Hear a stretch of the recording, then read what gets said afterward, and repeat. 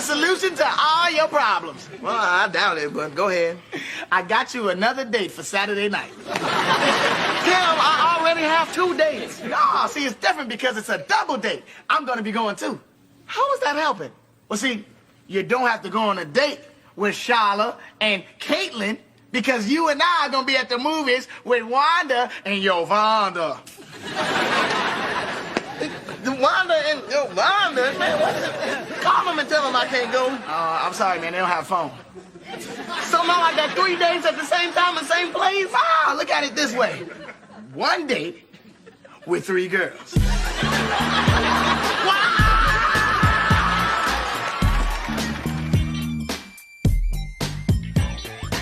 Hey, Fantas, welcome back to another episode of Kenan and Kel with Adam and Aaron. In Denmark, they call me Adam. And on Mars, they call me Larry. But sometimes, they call me Aaron. We're talking Kenan and Kel, Season 4, Episode 6? Are we at 5? Episode 5. Episode 5. This one feels like 5, 6, and 7. It's a big episode, isn't it? It's a great episode. Oh, there it is. It's called 3 Girls, a Guy, and a Cineplex. That's right. This episode, as you can imagine by the title, features Kenan going on multiple dates at the same time at what today we call a movie theater. Which we have not seen hide nor hair from since the Season 3 episode Fenced In. Did we see the inside, though? We did, in the end, when they come in with the fence on. Oh, is it the same set, you think? It's definitely got a new paint job. It's got some nice posters. Yeah, I think they had to up on the redo back. it. That was quite a while ago. It may or may not be the same. I think to Kenan and Kel, this is the same movie theater, which they have historically had very bad dates at. Yeah. But why not try again, right? So let's join Coolio on the big orange couch as we watch 3 Guys, a Girl in a Cineplex. Yeah, so we enter stage center. And what's different about Kenan and Kel this episode, Adam? So Kenan's got his hair back in this one. He has a couple like funky hairstyles. Now that his hair's gotten really long, and I guess he's like an artist now. He's experimental. Right. He's trying all these different looks. I like it, honestly. So he's still got like the short dreads kind of deal, and then they're both pulled back in like 2 different kind of buns type deal. Yeah. And then like the sides and back are short, but it works for him. It's working for him. So that's the new Kenan. He's wearing a brown jacket, brown pants, and red plaid shirt. Kel's wearing a green t-shirt, green windbreaker pants, a green bucket hat, and a yellow jacket.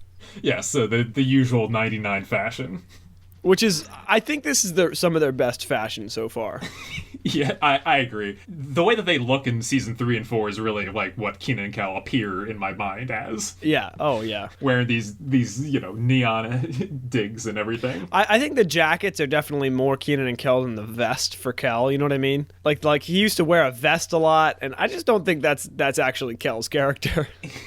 No, and like he just did that early season, corporate Kenan. Like right. He wears this fancy vest, and it's like, is that really the Kel look? Right. Well, he wears a vest this episode, but he's on a date, so it's like a nice like suave vest. Okay, everyone has those like 3 shirts that you wear when it's really it's time to go. Really important, right? But I mean, like a vest with a t-shirt, I don't know. That doesn't seem like Kel. But jacket, bucket hat, like looking like he's about to go fish in the rain. That looks like Kel. Yeah, his bucket hat style is so funny because it just has like you can literally see where like where the fishing license goes. Yeah, this was like before bucket hats got big.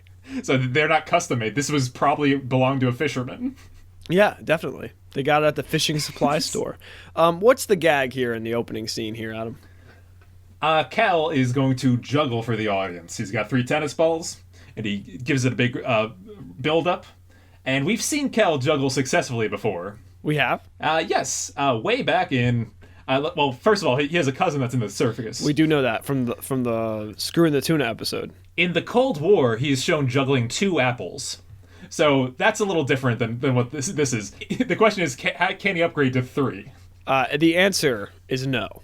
So he tries to juggle No, 3 whatever balls, and he drops it. Kenan goes, I didn't know you could juggle. And he can't. He drops them everywhere. But he keeps the juggling motion up like he's doing it well. And then he does this weird pose at the end. Kel had some caffeine before this episode. Oh, yeah. He claims that his next stunt he is going to juggle flaming snowballs, which is a very fun oxymoron. Yeah, very fun and random.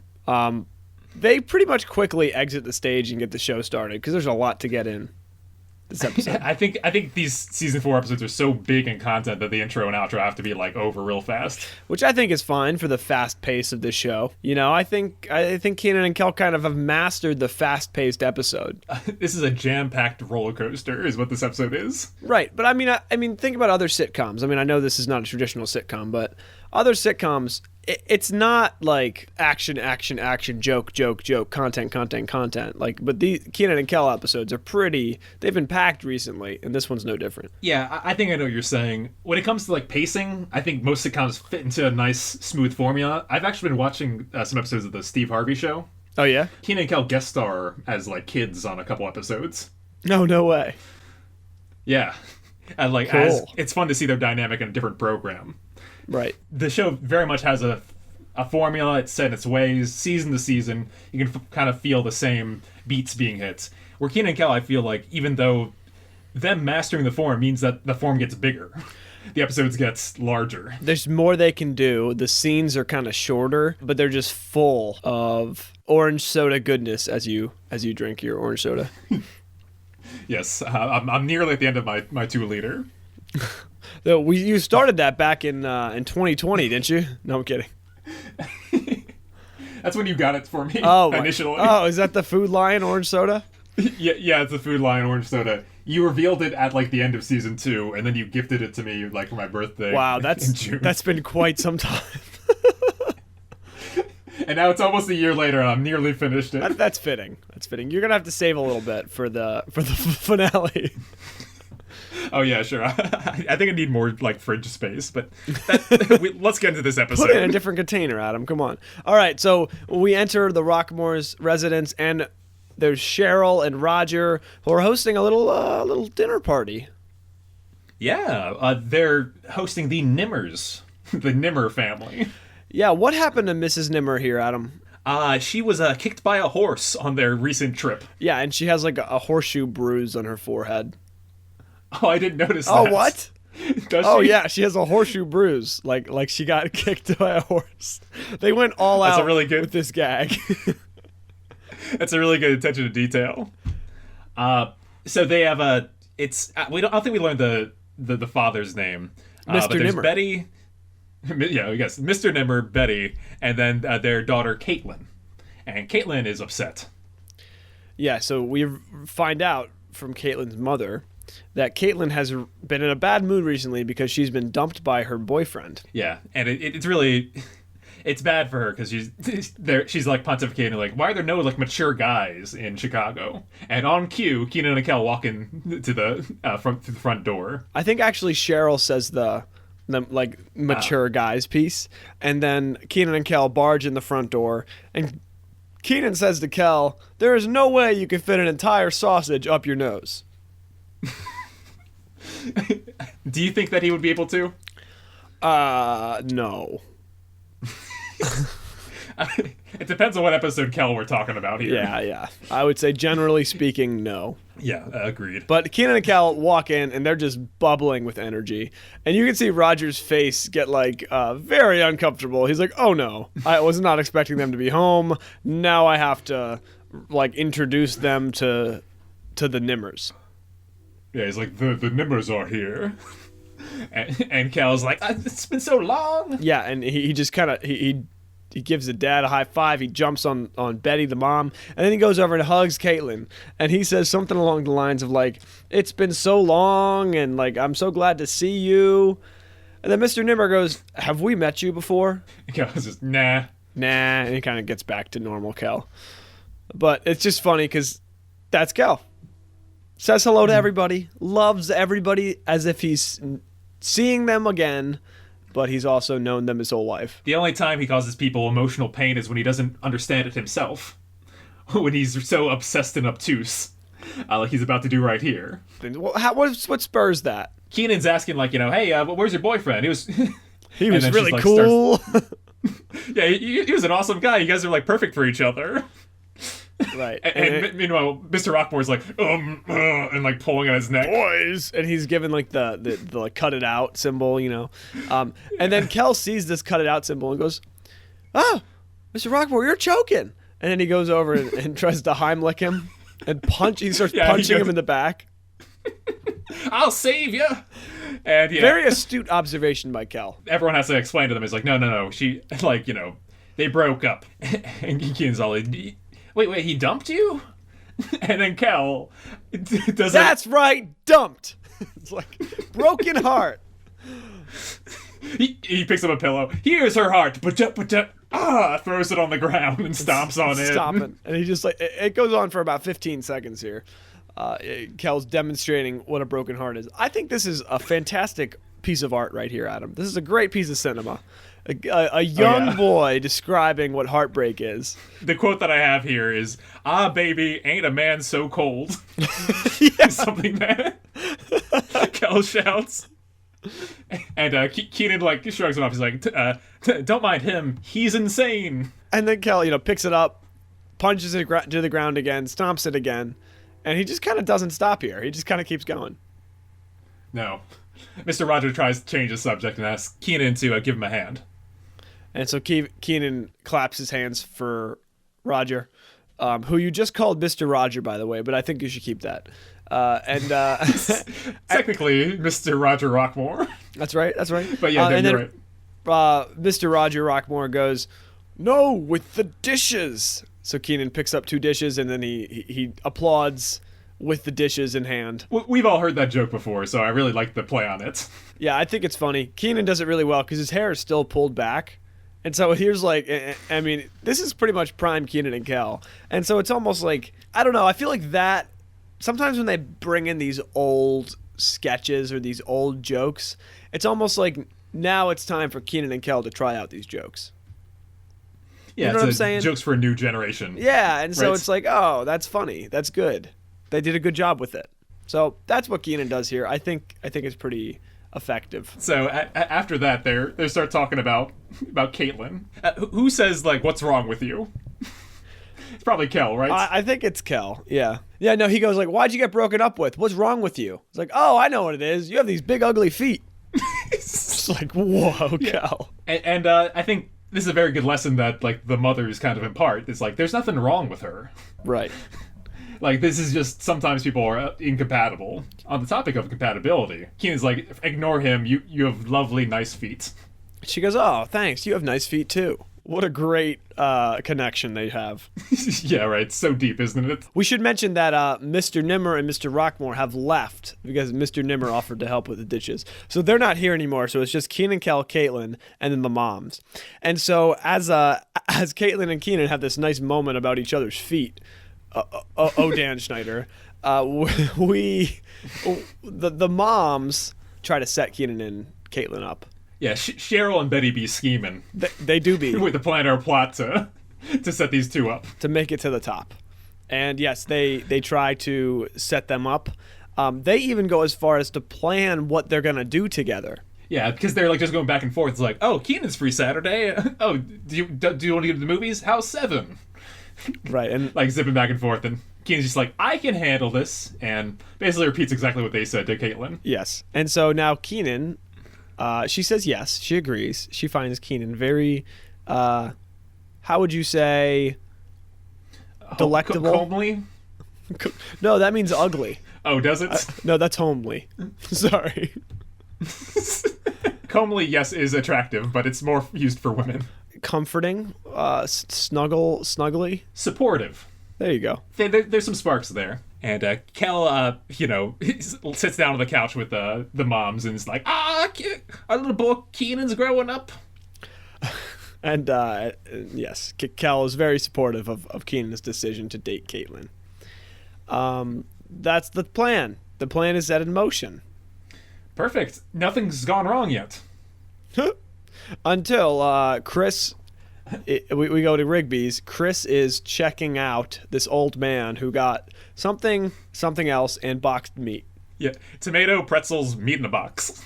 Meat in a box. Yeah, there you go. He leaves. Sharla comes in, and she's very, very mad. Yes, and we find out quickly that she had to wait outside in the cold last night as her date stood her up, and her date, of course, was Kenan. And he was a big jerk because he totally forgot about her.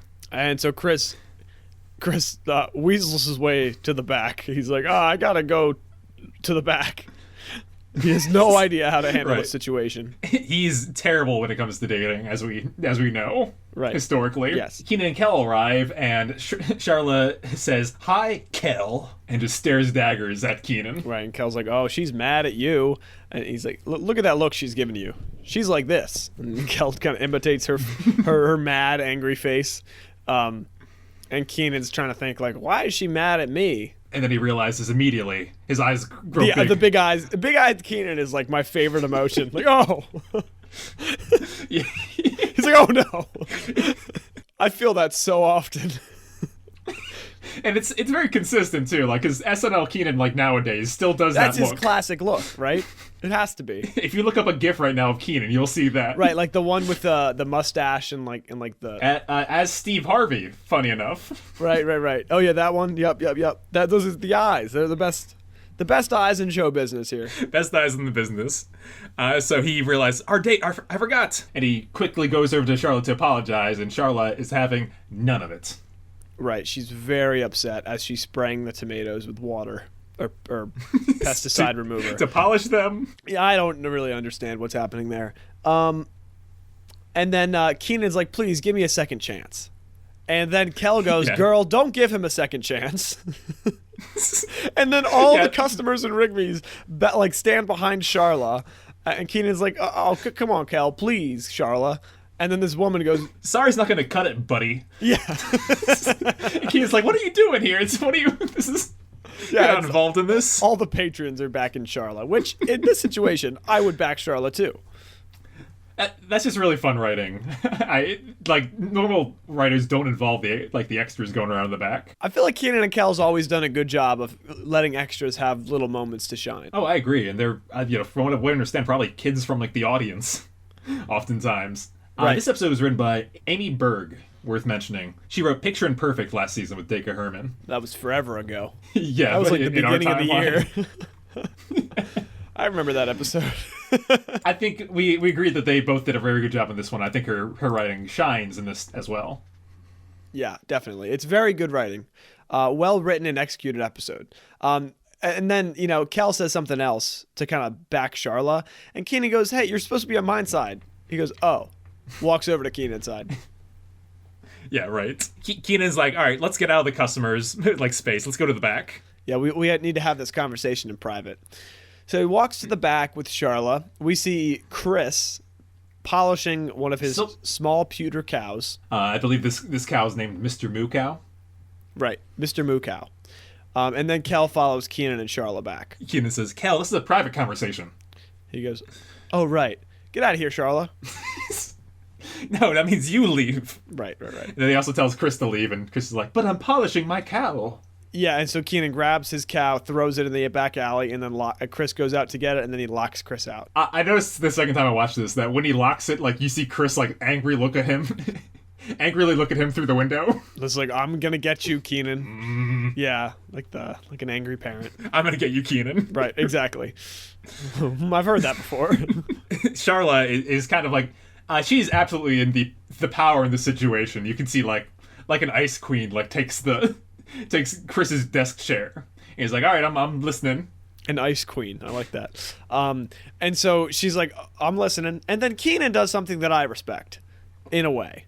He goes, you could see him trying to think of an excuse, and he just goes, "I'm sorry, I forgot," and he just is honest. Yeah. So props to you, Kenan, for telling the truth. That's the only Kenan win this episode. Yes, I agree. And he throws himself onto the floor at her mercy. Right. It's like, "I'm sorry." Yeah, he gets on his knees to beg for forgiveness. I'll do anything you want. Anything I want? And he's like, "Yes, anything."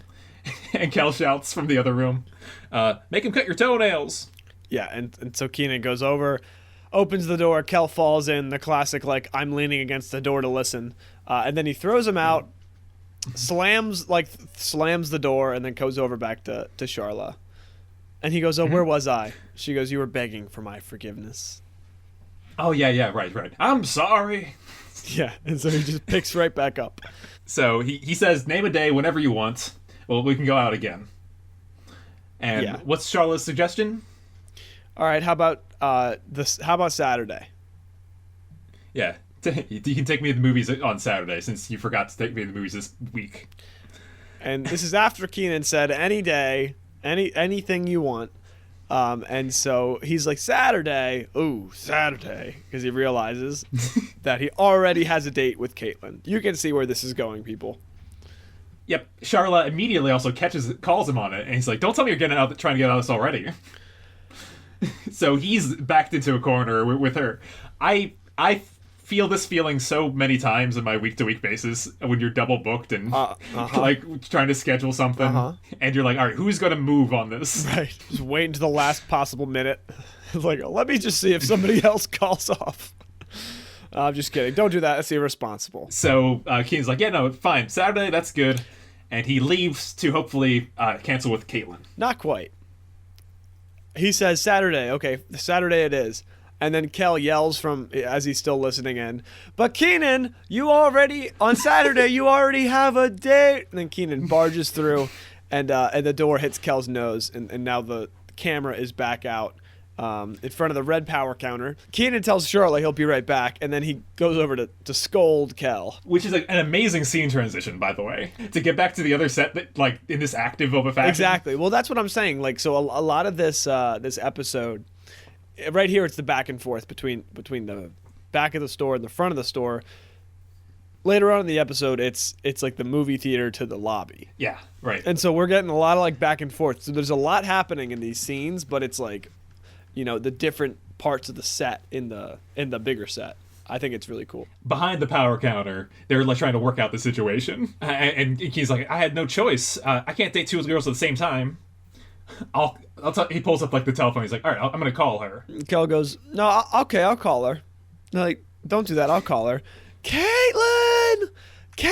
He like starts yelling. Which you think is a funny, like a usual Kel gag, right? And Kenan goes, Kel, that's not going to work.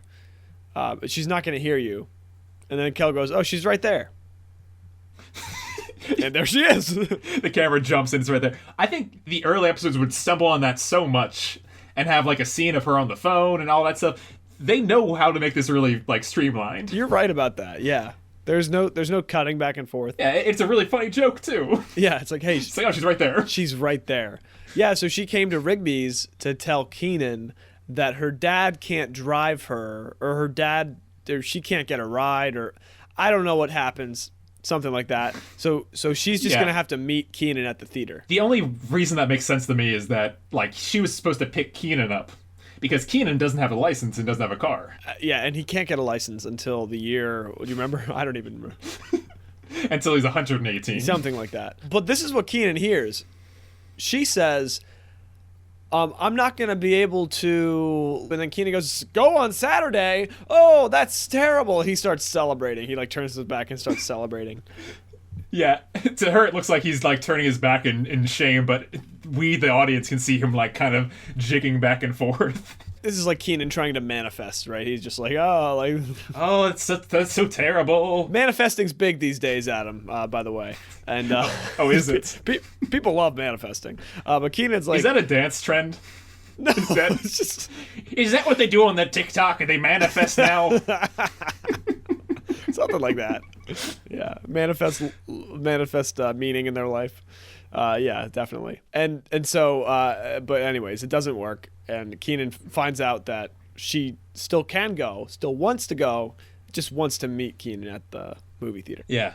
And Kenan, like, immediately tries to talk his way out of it. He's like, hey, the thing about Saturday is, and then Caitlin is also really vulnerable and, like, she's got some baggage from what just happened to her. And she's like, oh, no, don't tell me you're canceling. I'm getting dumped again. Right. So Kenan is like, no, we're still good. It's a really tough spot that he's in. It's a tough spot he's in, but at the same time, Caitlin is, in a way, using him as a rebound. Kenan, she's kind of like placing her emotional baggage on Kenan, who is just trying to do something nice for her. But I'm not defending Kenan in this situation. He definitely should not have agreed to go on a date with her when he stood Sharla up for literally no reason. I mean, he's already supposed to be dating Sharla, and then he agrees to a date with somebody else, doesn't even consider Sharla. That's the problem. The part where Kenan messed up. Agreed, and that's and that happened like it's tough because he forgot about that. That makes them both like number one priority. Like he agreed to go out with both of them with the same like conviction. Yes, I think the Caitlin one would have been easier to get around. I think Kenan probably should have weaseled Kel into this and been like, well, why don't you go with Kel, and and then see ya. But that wouldn't have been a good Kenan and Kel episode. No, it wouldn't have. I also think that maybe like Kenan, known for his great and terrible excuses, like couldn't think of anything about that he might also be doing that night. Right. Like, my dad wants me to clean my room or something. Nothing. No good excuses from anybody. Or bad excuses. He's just like, okay, this is what has to happen. Right. And so he already agreed to go with Sharla on Saturday. That one seems like it could have been a little bit, like he could have worked that around. Like, he said anything, right? But he could have been like, I'm sorry, I need to help my dad, or I have a family thing or something. He was also forgetful about Caitlin to Sharla. Maybe the reason he's not coming up with these excuses is because he's trying to be a better person and not lie as much. Yeah, I guess and that's so in this episode, I don't know if I don't know if Kenan lies. He just juggles around the truth. You know what I mean? He like juggles these things. He doesn't say a lot of things, but it doesn't lie. I didn't watch the episode through that lens. Me neither. I just know made that it up. Yeah, I feel like he lies a lot in the theater. Yeah, you're right. He's trying. The first half of the episode, he's like trying his best, and then he bites off more than he can chew. One of the things that happens here, a little gag where he like tells Kel, keep Sharla busy. And as he's talking to Caitlin, Sharla finally comes out with Kel, and Kel's got like giant sunglasses on and a monkey puppet. And he's like, well, Kenan, I'm done keeping her busy. And then Sharla sees Caitlin, and Kenan has to like usher Caitlin away because you can't have this happen. And so he makes the excuse. Here's the first lie. He's like, no, ma'am, we do not sell papayas. Yeah, exactly. And she was like, but what about Saturday? And Charlotte's all, well, what do you mean Saturday? Don't you do stuff with me Saturday? He's like, we don't sell papayas on Saturday either. Right, and then he kind of like shoves her out of the door. Yeah, he whispers to her, Saturday, yes, movies, good. Right. And Charla gives him a really good out right here. She almost like smells something's up, and she's like, Kenan, are you sure we're good for Saturday? And he says the same thing. Saturday, movies, good, yes. Right. You know, as I'm watching this episode, like, Charlotte's character is really good, but she's also written kind of like stupid. Like women aren't that stupid. No, like this is the Kenan and Kel show. I understand, but like, come on, like Sharla is always this like kind of oblivious, well-intentioned, simple woman, and I'm just like, hold on here. But anyways, this is a kid show, whatever. Yeah, I think she's usually better than this. Usually this role is something that's filled by like Chris or Mark. Right. Or someone like that that's really suckered along. Usually she's a little more savvy. Charlotte's a little more like cynical. She usually shuts Kenan down before he gets to this point. But I mean, we saw the escalation with Kenan and Sharla at the end of season 3. We haven't really readdressed it since then until this date, right? This is her first episode this season. Which I'm upset about because she's one of my favorite characters. Yeah, I think she can be done really good. I like it when she's like the snarkier, version of Kenan. Yeah. The same thing kind of happened in Who Loves Who, where she like is shown to be very vulnerable when it comes to dating and stuff like that. I think she's very defensive, especially on this date. Right, and that's the problem I think with supportive roles because you lose that sense of like, well, they're on the show every episode. So now we know who Chris is by now. We know who Roger is. But Sharla is still this character that kind of fluctuates into whoever the writers need her to be, which is kind of unfortunate for her actress and her character because she has more to offer, Kenan and Kel, in my opinion. But I think she's got one of the more like better performances on the show. Yeah, she's really good, and it could be like Kenan, Kel, and Sharla get into some trouble together, but it doesn't really end up being that. Sharla kind of is the victim, especially in this episode, but in other episodes too. So I just a critique I have, because Charlotte's a great character that's just not used very well. Yeah, I prefer her when she's a higher status, which I think we're going to see in a few episodes. Yeah. Okay. Holding the phone.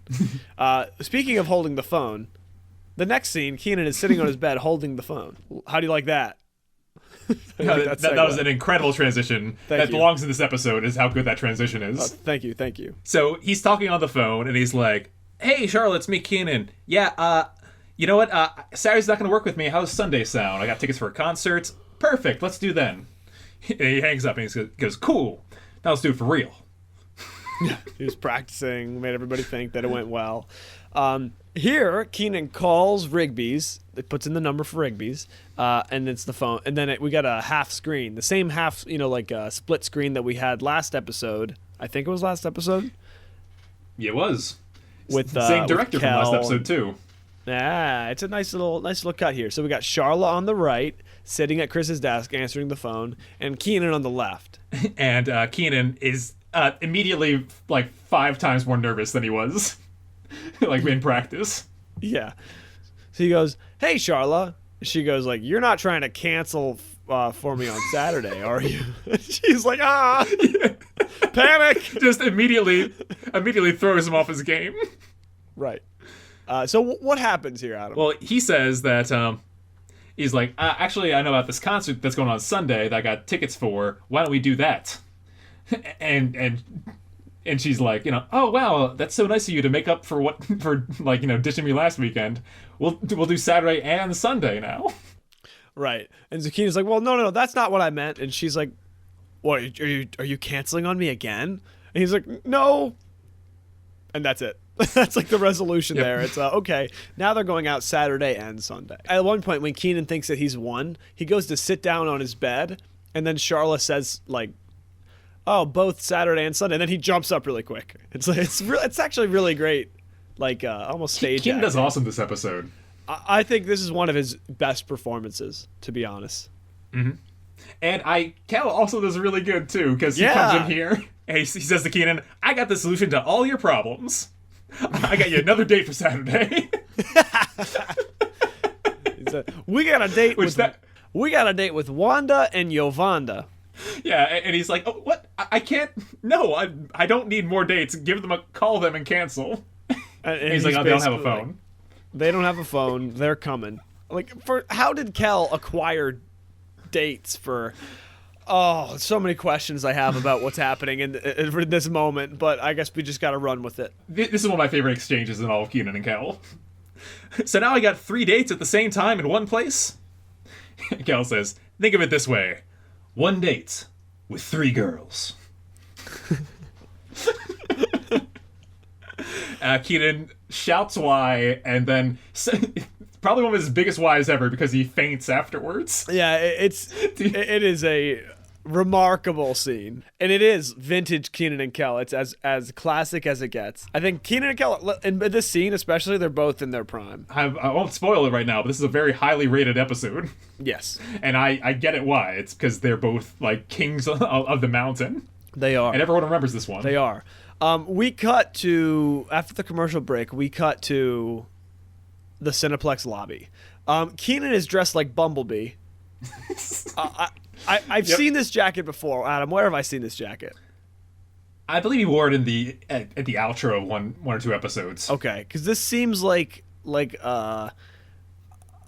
It also, this might be the reason why you thought Kenan was starring in Kangaroo Jack. I think it is, right? Or maybe he wore this on Snakes on a Plane. This jacket has been worn before by Kenan Thompson. Yeah, it's you can't miss it. Is this it's like a juicy Good fruit Burger? yellow. Was it like this jacket? Oh yes. This is that's it. It's Good yeah. Burger. He wears it in See, Good I'm Burger. right. I know what I'm talking about. Yeah. He wears a yellow jacket like this. Right. It's this jacket. It has to be. Like the man in the yellow hat, Curious George's friend jacket. Yes. I'm checking it right now. Good Burger yellow jacket. Is that Good what you're Burger Kenan yellow? Okay, I got Kenan wearing a yellow T-shirt in Good Burger. I got a jacket when he's driving the car. It's a yellow raincoat though. It's a different jacket. but it's okay. the same kind of material. It's like leather, kind of. Yeah, when he's driving the car, and like when he walks out of school, Kenan driving car, good burger. Oh no, I just got the burger. The burger car, the famous The one. burger car. Okay. I actually saw that was on sale at some point recently. I think we should buy it. It was not in like a very good working order. It was kind of like on the back of a truck. Does that matter? What's the price range on that? I need that. It's hang on, good burger car. Rabbit hole. Actually, here it is. It was on sale on Facebook. It was listed at $10,000. Oh my God! Only $10,000 for the original Good Burger car, the car that inspired the car in SpongeBob. Oh, there it only is. $10,000 for it. Oh, it looks horrible. Yeah. So bad. Well, that's the thing. It's like not even Abandoned. It's barely recognizable. All the pieces are missing. Like it doesn't have the arrow, the thing on the top. It's on abandoned porn on Reddit. Oh my God, it's like the best abandoned things. Yeah, Kenan's wearing a yellow jacket similar to this, but not quite. Okay, anyways, let's get back to our regularly scheduled program. Sure. He arrives with Kel, nice and early. They've learned their lesson. They didn't get caught. They didn't arrive at a fence. Yeah, good. Good to see some character development. What is Kel yelling in the background as he's jumping up and down around the lobby? Martians from Mars! Martians from Mars! It's just a movie that he wants to see. Yeah, didn't we hear about this movie last time? I've written down all the movies that we've heard about on the show. It's not unlike a lot of them. So Sharla shows up. And she's like, oh, on time, that's a good thing. And then she kind of notices Kelsey. She's like, what's he doing here? Which I love that line from her, because she's like, she knows when Kel's around, there's some scheme happening. Right. Here's a way that Kenan could have got out of this, Adam. Why didn't they go to a matinee? Take one of the dates on a matinee. Oh, yeah, it had to be Saturday night, right? There's the 6 o'clock movie, and then there's the 9 o'clock movie. Like, I mean, come on, Kenan. You can make that work. Could have. I've done a double feature before. Yeah, you could have made it work. When's the last time you've been to the movies, Adam? I saw Shang-Chi a little while, maybe a month ago. Oh, okay. It's a new Marvel movie. I haven't been to the movies in a very long time. I don't know what, but I was just after watching this movie or this episode, I'm like, I need to go to the movies. It's a great environment. It's lots of fun. I forgot. I also saw Dune in theaters. Oh, you saw it in theaters. I saw it on TV. On the HBO Max, yeah. HBO Max, the best streaming service. What do you think of it? I thought it was pretty good. Very atmospheric. It's big and loud. It's a great movie to listen to. I was inspired by like the amount of money that was spent on that movie. It seemed like a massive production budget, and I don't usually watch movies like that, so I was like the big blockbuster films. So I thought it was really interesting. I want to see what happens next. I wish I didn't have to wait a year and a half. Yeah, it's funny how little has changed about the movie theater. Like they still have like the 3D movies, and they have the setting itself is identical. It's still just popcorn. You sit in the crappy seats. They kind of got it right a long time ago. Yeah, it's like bowling alleys. They don't really change in major ways. Kenan's like, no, Kel, he's here by himself. And then Kel shouts as he's talking to the counter, let me get 4 tickets. That's 4 tickets for Martians from Mars in 3D. Martians from Mars in 3D. Don't mix up the 3 and the 4, he says to the guy. Which I thought was an awesome line. It's really good. So then Sharla's just like very confused, a little bit suspicious, but then she kind of just lets it go. So Kenan goes up with Sharla. They get 1 ticket to, what's the movie called? All these flirty movies, all these like girl movies have the same name on the show. How dare you? No, I'm kidding. Our father watches these movies. No, I'm kidding.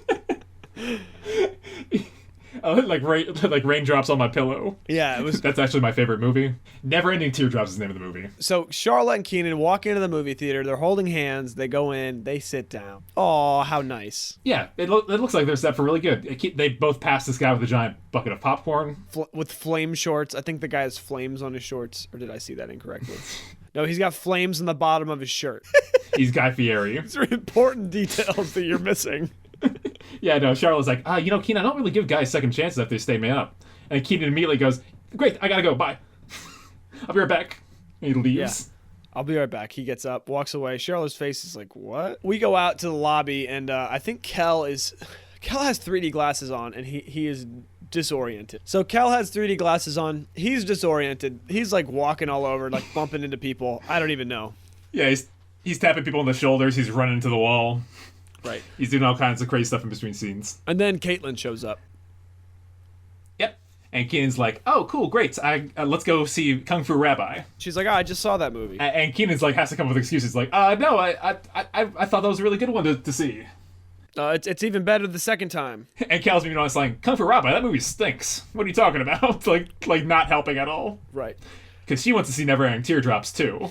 I like how in this episode we kind of are like, oh, Kel goes to the movies a lot. Like, oh, these people have lives outside of just what we see. So, anyways, little world building. Kel knows a lot more about movies than you might think. He sees Caitlin. He's like, hey, let's see this movie. He goes up to the counter. I love this interaction. He asks for 2 tickets to Kung Fu Rabbi, and the guy behind the counter, who's just this dorky-looking guy in like the movie theater vest, goes, "Didn't I just see you here?" And Keen's like, no, you've never seen me before in your life. And then he's like, oh, no, they're sold out of Never Ending Teardrops. He's like, no, we aren't. Yeah. And it's a very awkward, intense scene that happens. Yeah, and then Kenan gets all mad, slams his hand down. He is very stressed and not making a good first impression on Caitlin, or second impression. There will not be a second date from this. No, so they decide to go into that one movie. Kel, as they walk into the theater, Kel walks into the wall with his 3D glasses. So they really must be working marvelously. Did you throw away your 3D glasses yet, Adam? No, I think I probably have a pair around here. I knew you'd have some laying around just in case. Yeah. What if I need them for nothing I've ever used them for? You might need them someday. I think I kept them like around COVID times for like the one time I went to see a movie in theaters. I can't believe they don't have 3D TVs. They did, and then no one bought them, so like, oh they wait, stopped making 3D them. Sucks. Yeah, we don't need this. I hope they make 3D TVs, but they go back to like the blue and the red lenses like they have in this episode. Those were the best. Yeah. So they go and Kenan's like, desperately looking for an excuse. But then Caitlin asks him, fortunately, like, hey, can you get some popcorn? And he's like, you can tell how relieved he is. So Caitlin is sitting down and she's very like concerned that Kenan is just like, seems all anxious and worried. And then she asks him to go get popcorn. So he's like, okay, great. He goes over. And Sharla is also very like anxious and just sitting there like upset that Kenan's not there. Then he brings over some popcorn that he got from outside. Sharla's like, where were you this whole time? Yeah, because the movie's like starting and it's like, so you imagine, movie intro stuff. That must be some minutes have passed. Yeah, definitely. So like the movie starts, Sharla has the popcorn and she starts to like, cuddle up with Kenan. She's like, she really likes Kenan, and Kenan's just an idiot. First off, like, Kenan's so stupid. Yeah, he's so stupid. It's like, I'll be right back. I'm gonna get some popcorn. It's like, we already have popcorn. No, we don't. And he throws the entire bucket onto the guy next to him. When he first sits down, she's like, when she asked him, like, oh, what took you so long? He tries to explain, and he knows that he's like, oh, the reason I was gone, and gets really loud, and everyone shushes him. That's right. Yeah. I forgot about that. Yeah, that's what happens, and that was like pretty clever on Kenan's part. Clever. He gets increasingly less clever. Yeah.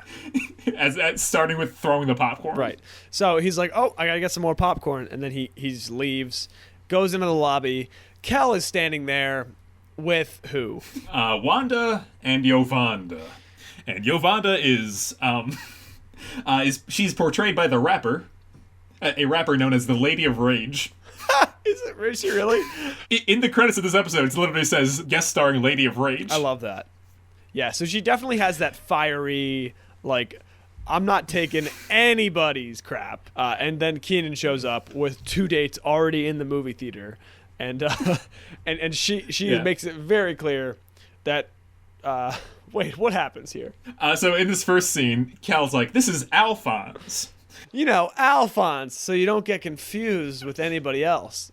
So she immediately like grabs Kenan and starts walking to the concession stand and like has a giant list of things that she wants. Candy duds and a large diet soda, blah, blah, blah. And Kenan's like, wait, no. I am putting my foot down. I am not on a date with you. And then she does not like hearing that. Yeah, that's one of my favorite aspects of this episode is how much Yovanda insists on dating Kenan. Alphonse.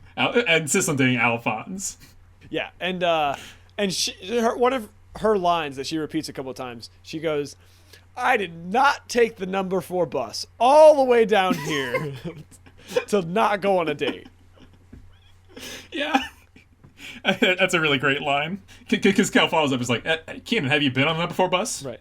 Stinky bus. I don't know if that interaction happens here or it's another scene. So like we said earlier, like we cut back and forth a lot between the movie theater and the lobby. So Kenan like quickly gets out of there. He goes back into the theater to go see Caitlin this time. Yes, and I want to say the writing of this episode is very tight in the way they use objects.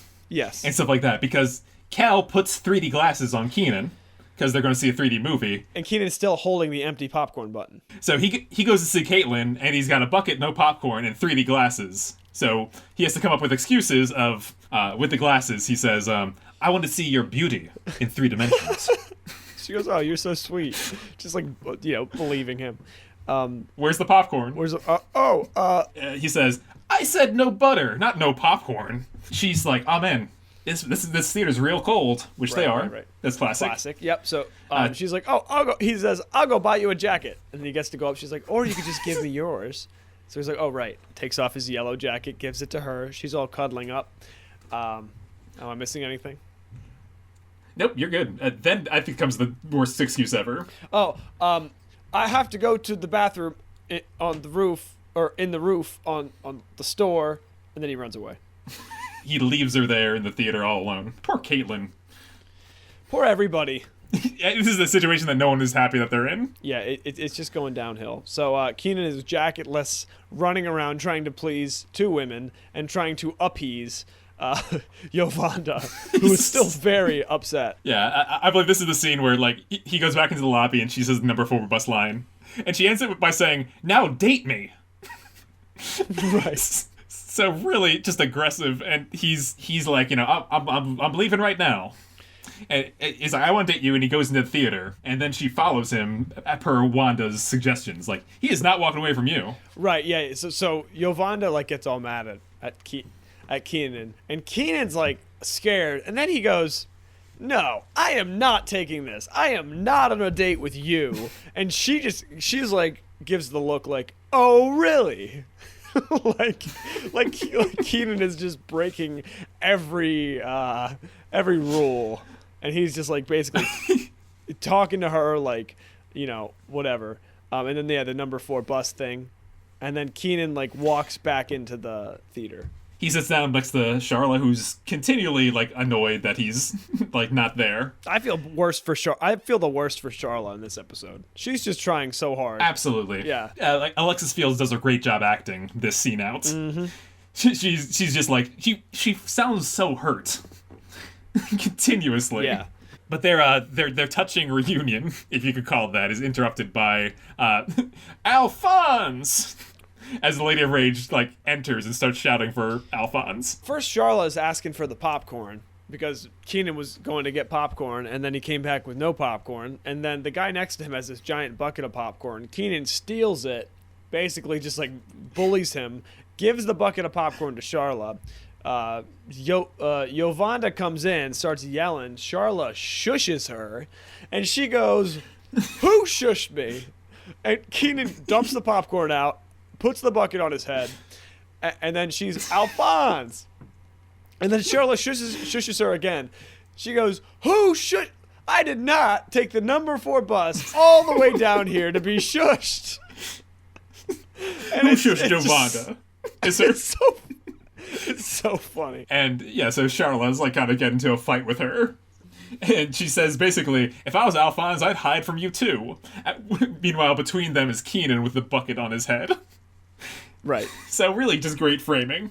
It's great framing, great writing, and I like how Sharla stands up to herself. And then in comes Kel to save the day. Yeah, he's like, oh, I saw Alphonse in the lobby. But Kel also ruins the day for everyone at this theater because he looks at the screen and he shouts. This is a line that we quote all the time. Oh my gosh. He shouts, "Did you get to the part of the end where the main guy dies?" Yeah, and everyone goes, ah. It's like the movie just started. Yeah, it did. And Kel just has no remorse. And then Sharla, everybody's upset. Sharla goes, "Kenan, take that bucket off your head." And she goes, "Let me guess. You have to go do blah, blah, blah." And he goes, "Yes," and then runs away. In the lobby, Yovanda, really talks down Kenan again. And Kenan's just like, look, I am not your date. I am not Alphonse. Right. It's not my name. Listen, I am this close to leaving. He says, "Good, leave." That's what I'm trying to get you to do. Is the number 4 bus leaving in 2 minutes? And then in comes Sharla. And she's just like, Kenan, there you are. That's when Yovanda puts her arms around him possessively and is just like, you are not talking to my man Alphonse. Right. And then Kel steps in. What does Kel tries to defuse the situation? It's not working. Not even a little bit. And Kenan's insisting, I am on a date with you and nobody else, to Sharla. In walks Caitlin with Kenan's jacket on. And this is where Kenan's acting breaks a little bit. He starts to smile because he it's just really funny. Yeah. And he's like, okay, Sharla, this is Caitlin. Caitlin, this is Sharla. This is Yovanda and Wanda. I believe you know Cal, and he runs away. And it's pretty clear that Caitlin doesn't really realize what's happening. Sharla is pissed. And absolutely. And then Yovanda is just like, I was half expecting Kel this episode to basically just take both Wanda and Yovanda and just go on a date with them, because I feel like that's something he would do, but that did not happen. Instead, we end with everybody standing in the lobby, Kenan running away like a scared little loser, and that's the episode. Do you have the end credit scene? No. Not much happens. Kenan recaps what's going on. They do a really fun robot dance, and he says, did everyone have a good time? Because I didn't. No. Sharla won't talk to me. Kristen's whole family hates my guts.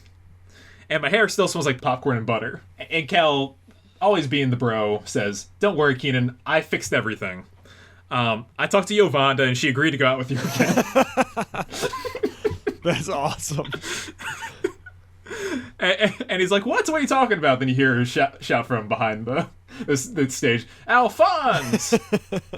Kenan's like, all right, Kel, grab this thing, and then she shouts again. He's like, there's no time, just get out of here. And Kel's like, wait, where are we gonna meet?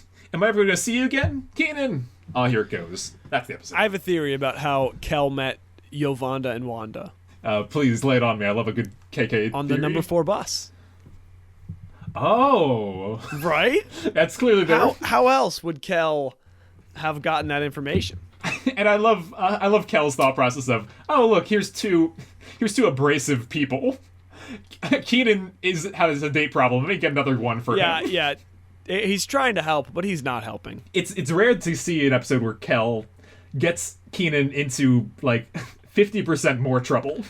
Right, but I mean, of course, we know whose fault this episode is. This is easily Kenan's fault. Maybe some of the biggest trouble he's ever gotten in, because I mean, you have other people's emotions on the line here. Even if Kel did nothing, with the Yovanda situation, he still wouldn't have pulled this off. No, I mean, I don't know why he goes into situations thinking he can pull them off with a very scarce game plan, with a very low success record. Yeah, no, it's terrible. He just has crazy confidence, apparently. He is a very confident man. Yes, absolutely, 100%. Kenan's fault. This episode is rated very high on IMDb, number 2 out of 62 episodes. Wow. That's pretty high. Number 1 is Bye Bye Kenan Part 1, for obvious reasons. But yeah, an 8.4, and I think it's deserving of a very high rank. I would agree. Season 4 has not disappointed Adam. And this episode is pretty much one of the best Kenan and Kel has to offer.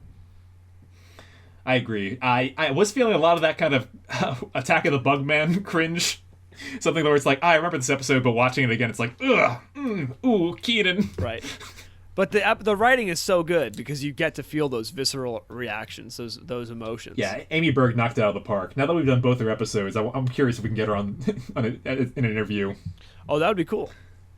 Yeah, I think once now that we're wrapping up, Kenan and Kel, like this series, I think the goal is going to be to get as many people from that worked on the show as possible on. Yeah, that'd be awesome. So out of 10 bottles of orange soda, how many would you give 3 girls, a guy, in a Cineplex? It's kind of a no-brainer here, Adam. I'm giving this a perfect 10 out of 10. I don't really know how it could have been better. Yeah, there's no room for improvement, and while it's cringy in various ways, the writing's so tight. I think this is an ultimate episode of Kenan and Kel. 10 out of 10 for me as well. And aside from Kyra, I mean, everybody has their moment to shine in this episode. Yeah, they might have not done the best with Chris, but they did a lot with Sharla. Now, if Chris was at the movie theater, like waiting to get some popcorn, and he goes, "Oh, hi, Kenan," or something, just at some random moment, that would have been just ideal. But yeah, and it's like, no, my name is Alphonse. Right. Which that's a great name. I don't think I've ever. I love met that name. Alphonse? No, that's a great name. It's so fake. That name is like, I mean, if your name is Alphonse out there and you're listening, please send us an email at KenanKelPodcast@gmail.com. We'll get you on the podcast too. But Alphonse is a great name that I've never met anybody with. Yeah, I'm looking up online. It's a very rare name. It is the name of a band from England, though, called the Alphons. Ah, the Alphon. Yeah, so I had to listen to their music, I guess. I've had a blast this episode. Have you? Yeah, it's been a lot of fun. We will continue to review the 4th season of Kenan and Kel because we think it's great, and we are committed to reviewing every single episode of Kenan and Kel. I didn't mention it beforehand, but this is the final 10 episodes. This is like number 10. So number 9 of this list is we're counting down, and we've got a very emotional one next go round. Next go round is Natural Born Kenan. Mm-hmm. After hearing that his baby photos were ruined by a flood in the basement, we're not even going to say anything else besides that. That's enough of a spoiler. You don't even have to include that, Adam. I cannot wait to talk about this episode with you next time on Kenan and Kel with Ab and Aaron. Thank you so much for joining me, Aaron. Until then, everybody, here it goes. Thank you so much for listening to another episode of Kenan and Kel with Adam and Aaron. If you want to stay in touch, send us an email at KenanKelPodcast@gmail.com, or you can send us a voice message at anchor.fm/KenanKelPodcast. Our social media accounts are all at KenanKelPodcast. That's Twitter, Instagram, and TikTok. Thanks, everybody.